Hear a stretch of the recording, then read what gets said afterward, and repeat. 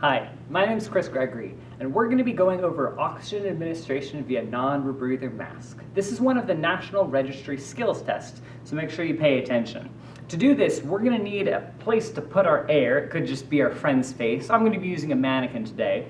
We will also need a non-rebreather mask. So for this one, do make sure that you have that ready. And then we'll need an oxygen regulator. So on here, this is the oxygen regulator that I have. It's going to be fitting onto a D cylinder, so a D tank. My D tank is going to need an oxygen wrench, so I have that here too. And then we're going to need the oxygen tank itself. I left the oxygen tank on the ground because I want to make sure this has the least potential energy. I don't want it to fall and potentially break the valve. So I'm going to keep it on the ground for now until we use it. The last thing that I'm going to need is, of course, my BSI, because that's going to be the first step of every skills test, BSI scene safety. For this skills test, we're then going to make sure that we've gathered our appropriate materials, which I have before you. So now I'm going to grab my tank, and I want to make sure to crack the valve. So I want to make sure to let any dust that may be settling on the outside of the valve, I want to make sure that can get the opportunity to expel itself, so then we're not putting dust into the patient's face or the regulator. So I'm going to place my oxygen wrench on the top of the valve stem, and I'm just going to open and close it. Just like that. It's going to make that loud noise, and that tells you that there's rich oxygen flowing out from the cylinder. From there, we're going to go ahead and grab our regulator, and just make sure that you do have a little gasket on the end of your regulator. A lot of them need that gasket there. Some are permanent. Some of them, like this one, they come on and off. I'm then going to take a look at the two pins that make up the pin indexing system on this regulator. They're two little pins that stick out, and they're going to be fitting into these two pins underneath here. And that's going to make sure that medical oxygen, these two come together. We don't accidentally flood our patient with nitric oxide or something else like that. So the two pins are going to fit in on the same side. We're going to slide the regulator down the tank until those two pins insert, and then we kind of feel it already seating into the valve. Then we're going to go ahead and righty-tighty, tighten our regulator onto the tank, and we just want to do this until it's nice and snug. So we don't have to crazy crank it on, just until it's snug. And then from there, we're going to go ahead and open up the tank with our valve, or our wrench. We're going to go lefty-loosey, so we're going to go counterclockwise, and as soon as we start opening up, we're going to be listening for any leaks. If there was a leak, we'd hear a hiss. Could be a small hiss like this, could be a very large hiss. So we're just looking for leaks. And we're going to go ahead and open all the way up until it is done opening. And then we're going to turn it back a half turn, so back 180 degrees. That just makes sure it doesn't get stuck in the open position.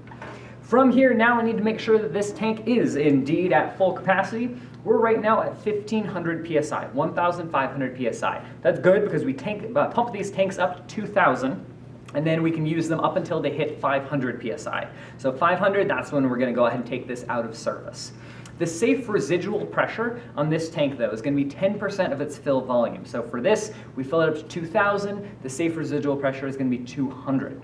What that means is that I can use my D-tank constant at 0.17 to calculate that the amount of time I have with every specific kind of flow rate. So that's going to be using the PSI instant, so 2,000 if we were full, minus the PSI residual pressure, which will be 200.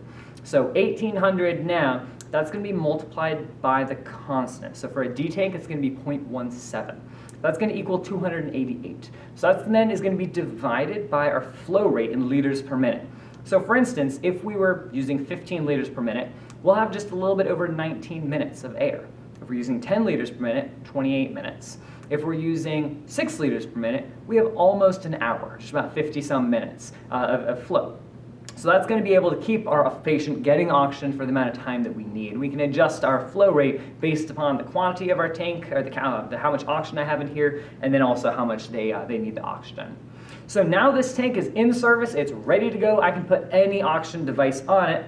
For this specific skills test, we're going to be using a non-rebreather mask. So this is how you're going to find your non-rebreather mask. You want to make sure that you have that elastic band through here. There are some schools of thought that are going to talk about between these two valves on either side.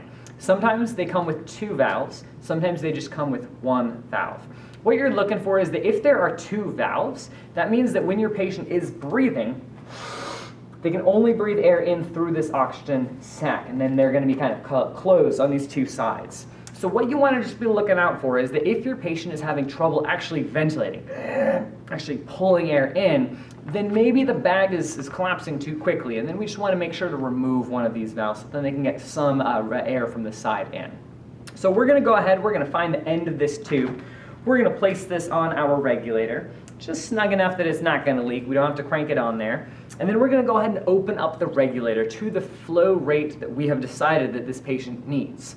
For a non-rebreather mask, you can give anywhere from 10 to 15 liters per minute. So you should probably start at 10, so then you can titrate up based on your patient's needs, instead of throwing your maximum dose at your patient and hoping that it works.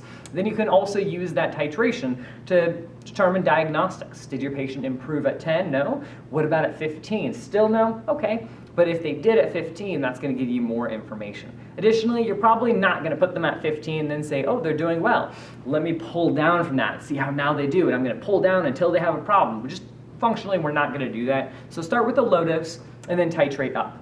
You don't even need to start with a non-rebreather mask as well, though. You can always start with a nasal cannula, which is going to be anywhere from 1/4 liter to 6 liters per minute that we can flow through. So that's a great candidate for pain, for anxiety, for cardiac chest pain, anything like that, but not for a lot more of the serious pathologies of respiratory distress or something like shock as well, where we really would like high flow oxygen. I'm going to go ahead and open up at 10 liters per minute. So I'm going to rotate this end piece until we hit 10. I can already hear the oxygen flowing. One thing that we do need to do, though, is we need to inflate the bags. So I'm going to put a couple fingers over this valve, or you can also push in from the side as well, whichever one you're comfortable with. And from there, you're waiting for that valve, or the bag, to inflate completely. So we're not on an airplane where they say, in the event of a loss of cabin pressure, oxygen masks will fall from above you. Although the bag does not inflate, oxygen is flowing. We're not going to do that. We're going to inflate that bag. From here, we can go ahead and place that around the nose and mouth of our patient, and then we can go ahead and tighten based on these strings, these green strings on the outside. We also want to make sure to pinch around the nose, around that piece of metal there, so then you can make sure that our patient can get the full seal of the airways, the full seal of the mask.